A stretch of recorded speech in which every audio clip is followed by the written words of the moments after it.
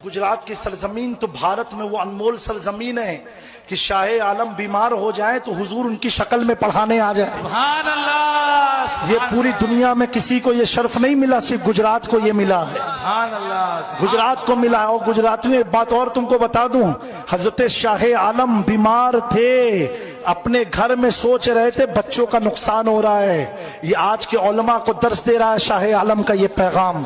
बीमार थे, दिल में तकलीफ थी, बच्चों का नुकसान हो रहा है, बच्चों का नुकसान हो रहा है।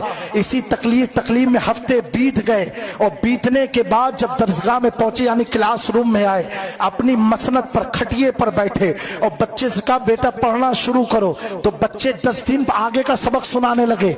हजरत शाह आलम पूछते बेटा मैंने तो यहाँ तक पढ़ाया था, ये आगे कहाँ तुम पहुंच गए? कहा नहीं हुजूर आप तो डेली आते थे। फिर शाह आलम ने कहा नहीं बेटा मैं तो बीमार था। कहा नहीं हुजूर आप तो डेली आया करते थे। हजरत